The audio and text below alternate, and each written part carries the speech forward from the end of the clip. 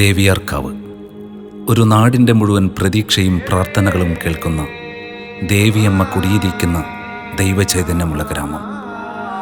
വർഷങ്ങൾക്ക് മുൻപുണ്ടായ ദുരിതക്കയത്തിൽ നിന്നും ദേവിയാർക്കാവ് ഇന്നീ കാണുന്ന ഐശ്വര്യ സമൃദ്ധിയിലെത്തിയത് ഭഗവതിക്കാവിൽ ദേവിയമ്മയെ കുടിയിരുത്തിയതിനു ശേഷമാണ്. അവിടുത്തെ കേൾവി കേട്ട തറവാടാണ് ദേവമംഗലം. ഭഗവതിക്കാവിലെ ദേവിയമ്മയ്ക്ക് വിശേഷ ദിവസങ്ങളിൽ പട്ടും പള്ളിവാളും സമർപ്പിക്കുന്നത് ഈ കുടുംബമാണ്. ഈ ചടങ്ങിൽ സമർപ്പിച്ച പട്ടും പള്ളിവാളുമായി ഇവിടുത്തെ നാട് മുഴുവനും കാവു തീണ്ടി കൊടുങ്ങല്ലൂരമ്മയെ കാണാനെത്തും. കുടുംബത്തിലെ കന്യകയായ പെൺകുട്ടിയാണ് ഇത് ദേവിക്ക് സമർപ്പിക്കുന്നത്. കുംഭമാസത്തിലെ അശ്വതി നാളിൽ നടത്തപ്പെടുന്ന ഈ ചടങ്ങിൽ അന്നേ ദിവസം ഈ നാട് മുഴുവനും ഭഗവതിക്കാവിൽ ഒത്തുചേരും.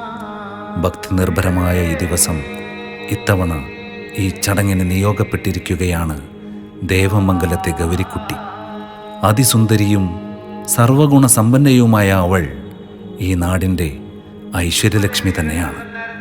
സുന്ദരിയായ ഇവളുടെ ഹൃദയം പിടിച്ചടക്കിയതോ നാട്ടിലെ കേൾവി കേട്ട തെയ്യം കലാകാരൻ ശംഖുവും.